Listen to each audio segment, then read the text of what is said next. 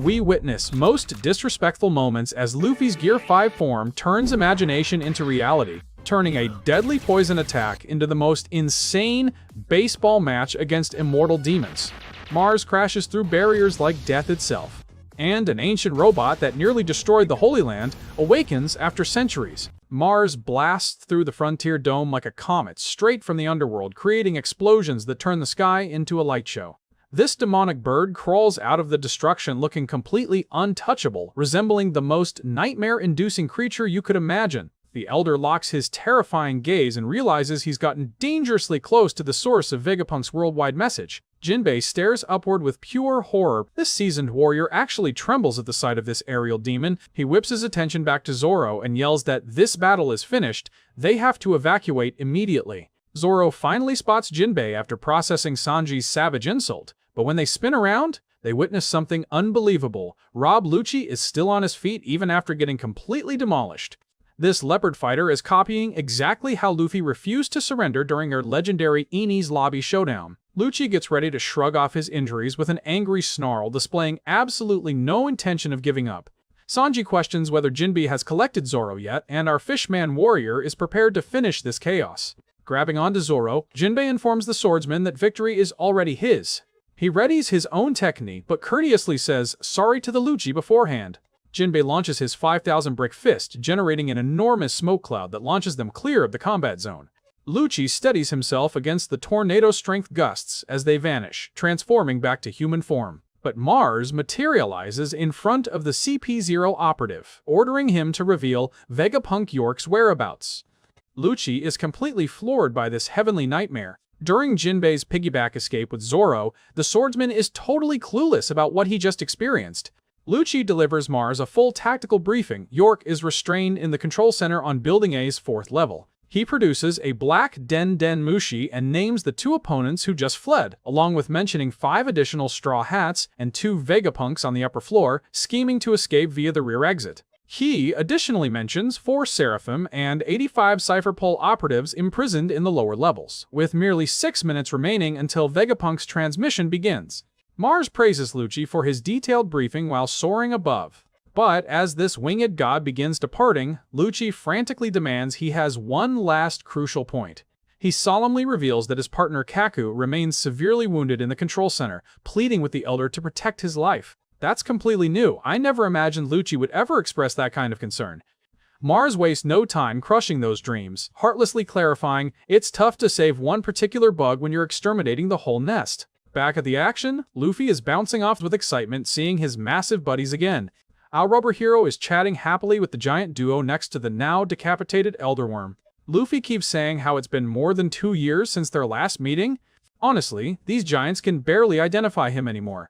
Brogy talks about how legends circulate in Elbaf regarding the deity that Luffy embodies, curious about where he discovered this transformation. Our stretchy captain is completely lost about their meaning.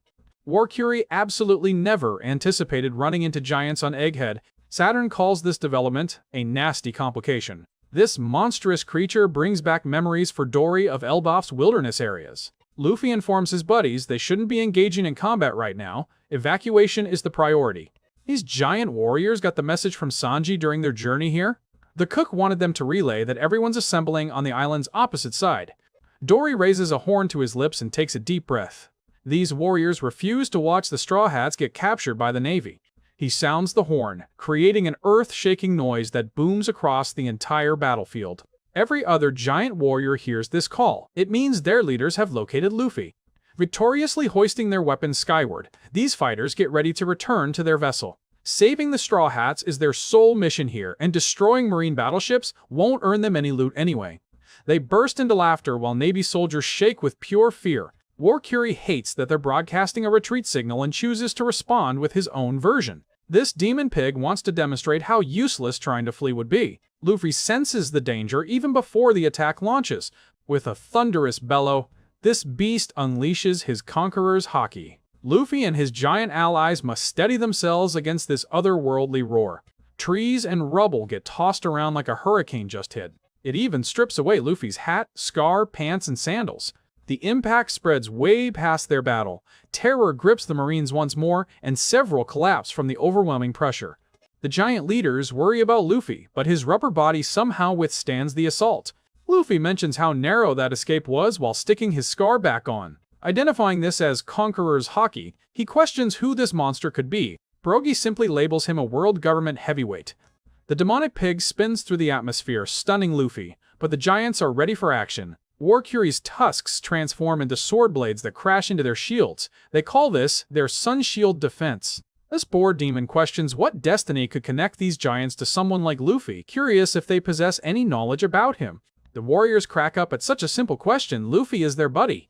With lightning-fast coordination, they launch the giant pig away. He smashes down beside Saturn while Dory and Brogy demonstrate their incredible strength, though it's still puzzling how Mr. Three's candles manage to trap and fool them so easily. The Ox Spider takes a deep breath, recognizing their position before firing a storm of dark projectiles. He announces they'll be wiped from history's pages alongside Luffy. Spotting this incoming assault, Luffy predicts poison danger and warns his friends to be careful. Stretching out a massive gear third arm, he yanks up a palm tree and quickly carves it with his teeth into a baseball bat design. Then grabbing a paint bucket, he covers the bat in shimmering golden paint. He slaps on a helmet and gets ready for the perfect swing. As the toxic spheres close in, Luffy takes action. He simultaneously launches every single one back where they came from, exploding with laughter as he tells them to enjoy their own poison. The elders clearly never saw that coming. Who would expect that? But here comes the shocking twist. Those returned attacks detonate into multiple explosive clouds. Luffy is absolutely speechless witnessing this atomic-level devastation. A couple giant crew members inform their leaders that these flames are going to seal off the forest route. Dory concludes it's departure time, but Brogy can't see any real urgency since those monsters appear eliminated. Luffy sets him straight. They must keep moving because these enemies are literally immortal. All three dark figures rise from the fire completely intact. Luffy and the giants begin their retreat while Dory questions whether they're actually immortal beings. Luffy remains uncertain, but regardless of his attempts, they just keep regenerating. Brogy has never encountered any species or power that grants such abilities, but despite running away, he considers this a win. Nami and the crew are standing by with the Sunny while she urges Jinbei and Zoro to hurry up.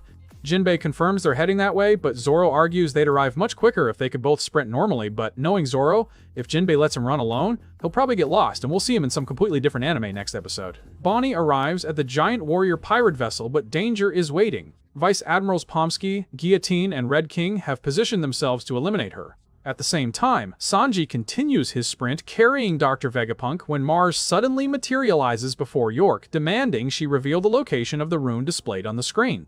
This loudmouth woman breaks into tears as the demon speaks, questioning its identity and begging it to go away. Navy personnel gather around Kizaru, questioning whether he's injured and offering medical assistance. Still hiding his eyes, the Admiral confesses his injuries go much deeper, making them even more concerned about helping him. But rest is all he desires. This hits deep, knowing he's lost nearly all his friends who brought joy to his life, leaving him with no one close due to his conflicted sense of justice. But there's an even more pressing development. Something vastly bigger than even a giant has just emerged on the northwest coastline. This ancient machine glides through the flames like they're harmless water droplets. After centuries of slumber, the ancient iron giant has finally awakened, pleading for Joy Boy's forgiveness. The Gorosei believed this machine was obliterated ages ago. It almost leveled the Holy Land. Because of Luffy's presence, they'll be forced to confront this terror once more. Based on everything we've witnessed, Saturn wields poison abilities, Mars controls electricity,